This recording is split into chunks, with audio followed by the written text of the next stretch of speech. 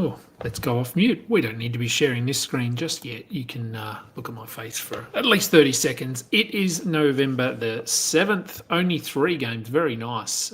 If only they hadn't been on at exactly the same time. Good scheduling there.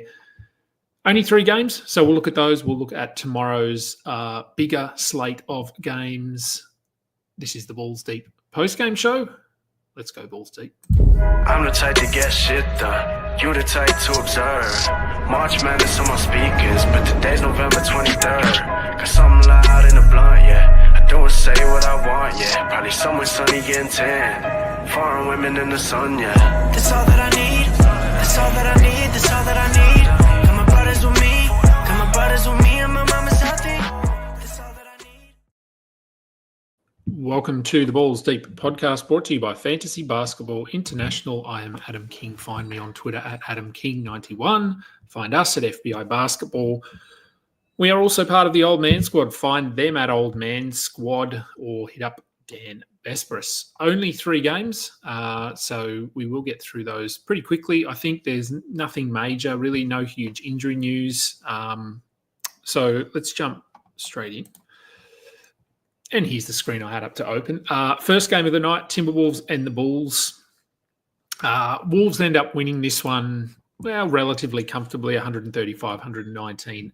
It was a little bit closer than that for a lot of the game. For the Timberwolves, Mike Conley, DiVincenzo continue to split minutes. I guess we give this round to Conley. He had 14 and 11. Whereas DiVincenzo had 13-4 with 3 steals and a block. So depending if you need assists or you need defensive stuff, like I said, both worth rostering depending on your requirements. Rudy Gobert, he was a little rough to start the game, but ended up with a pretty good line, 21 and 9, 3 assists and a block. Would have liked a little bit more here in what was a favourable matchup, but you take what you can get. Jaden McDaniels, 19 points, a block, nothing else. He is not someone we need to be chasing. On a low-volume night like this, absolutely. Naz Reid, 4 points and a steal. He was a bit of a letdown tonight for the Bulls. No Levine again. So Ayo Dosunmu started. He had 13, 3 and 2 with a steal. That's probably okay. I've said all along if he hits 30 minutes, he probably should be rostered.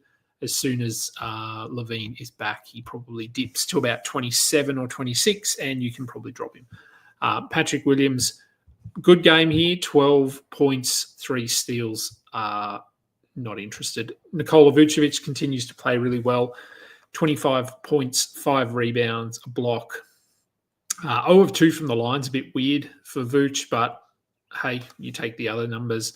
Good game from Kobe White. Josh Giddey, only 9 points on 3 of 12 shooting, but he had 13 assists and 6 rebounds. And then the bench guys, I wanted to keep an eye on Buzelis and his minutes. He had 17 of them. He did have 2 steals and a block. If you streamed him in, still waiting though.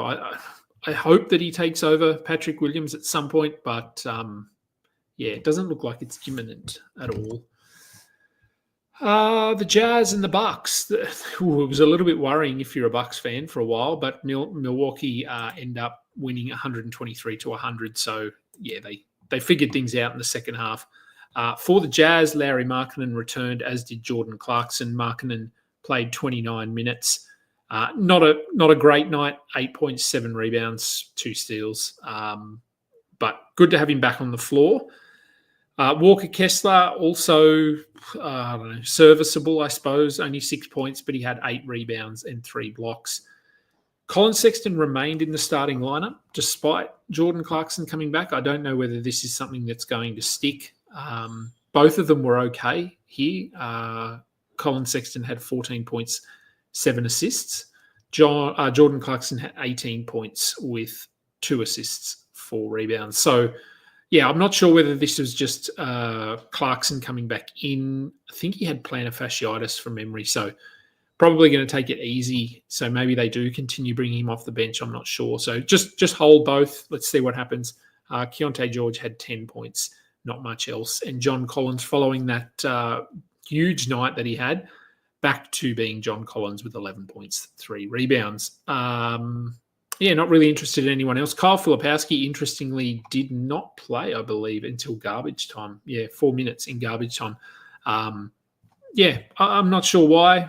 Something to keep an eye on, whether he gets back into the rotation. But even so, I mean, none of these bench guys are fantasy priorities or anything like that. Onto the Bucks.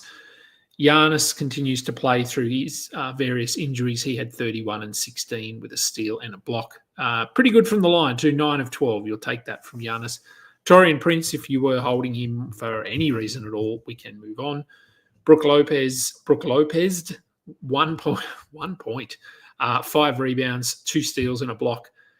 He's really moving into specialist or streaming category, the discussion. So rather than someone that has to be rostered, he's just not doing anything else. Lillard, really good. He's been good the last few games, which is lovely when you're up against him in a couple of leagues.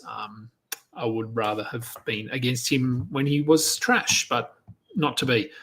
Andre Jackson moved into the starting lineup, replacing Gary Trent, and no surprise, Gary Trent played 8 minutes off the bench, 2 points. They've figured out that Gary Trent is not that good. Andre Jackson played 28 minutes, 7 points, 3 rebounds, 4 assists, 4 steals. Look, we're not going to get 4 steals every night, but he is a good defensive guard. So he's sort of who Gary Trent was for 1 year.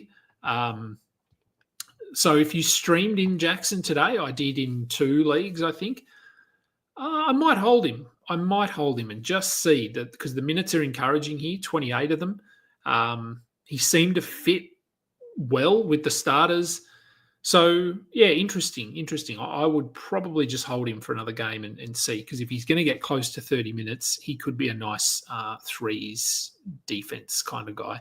Bobby Portis bounced back, I guess, as Bobby Portis does, 19 and 6 with nothing else. Not really interested in anyone there. AJ Green, limited appeal as a streaming candidate for threes.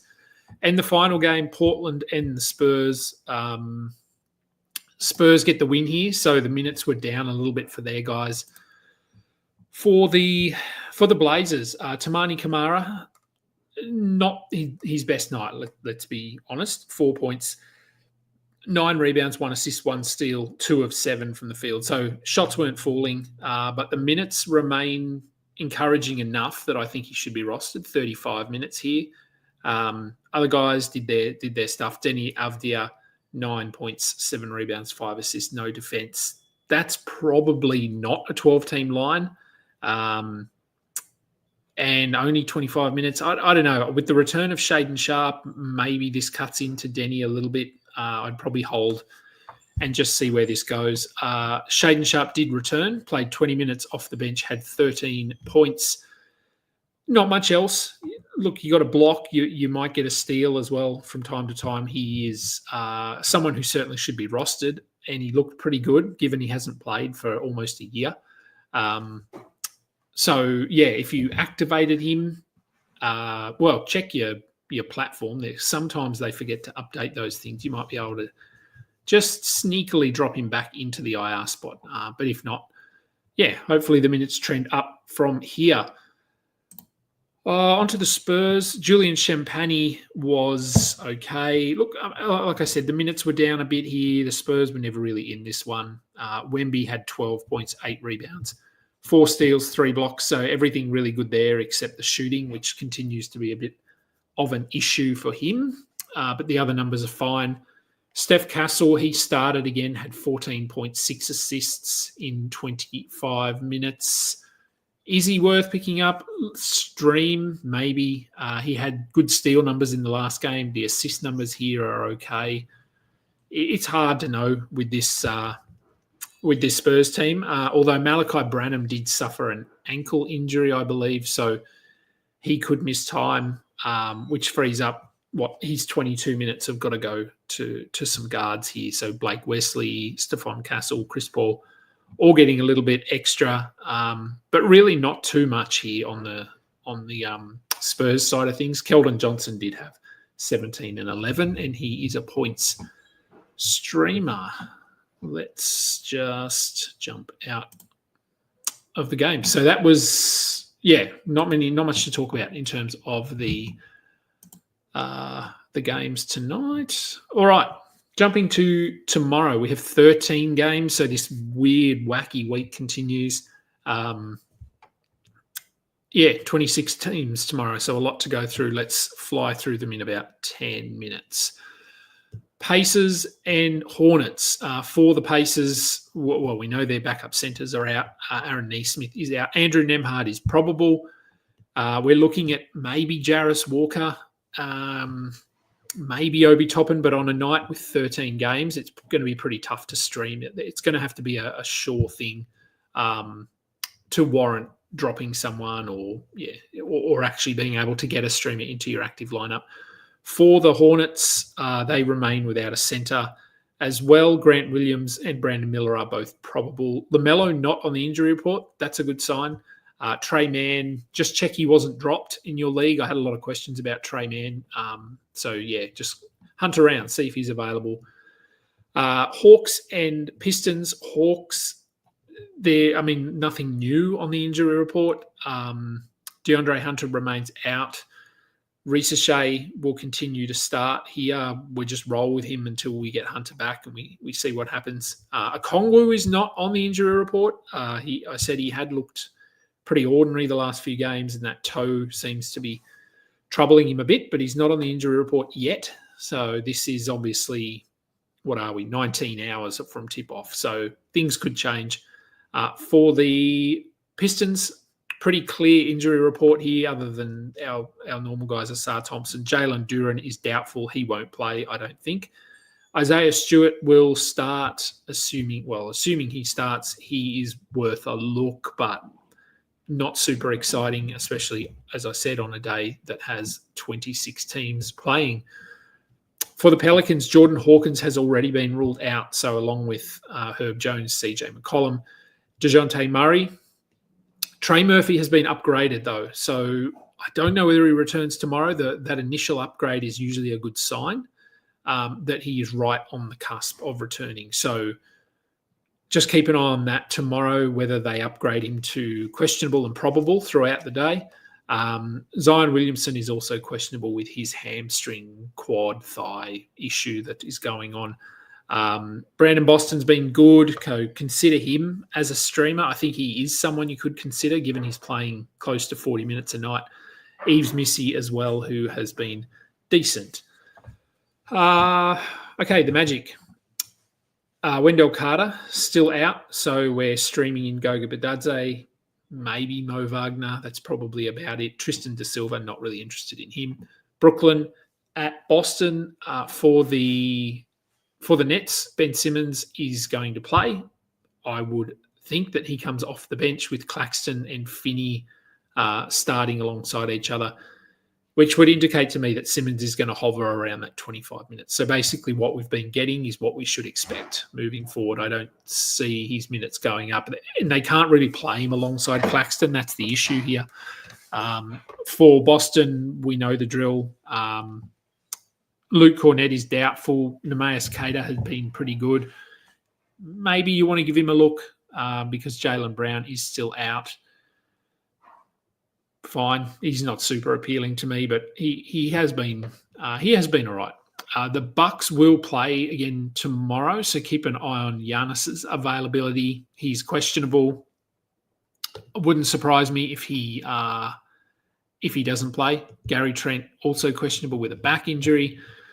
Who cares? Andre Jackson. I said if you streamed him in, pop him in your lineup again. Let's see what he can do. And Bobby Portis should get a bump if Giannis is out. For the Knicks, we know the drill with them as well. Roster their starting five. McBride is a streamer. Nothing else. Warriors and the Cavs.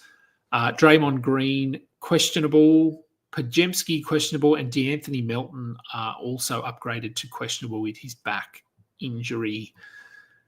I probably wouldn't prioritise activating Melton if you've got him in an IR spot. This could be a situation where he only plays 12 to 15 minutes. So just monitor that.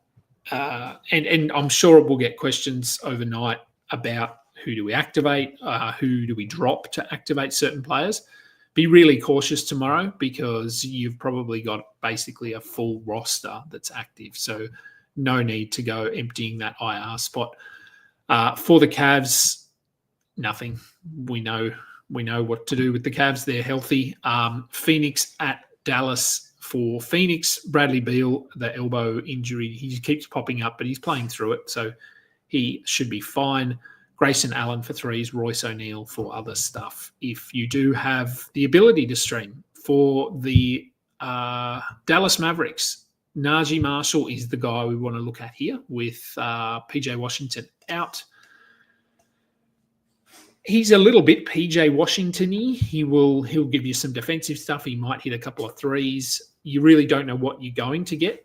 But if the minutes are there, if he can get close to 30 minutes, then worth a look. The Wizards back in action tomorrow.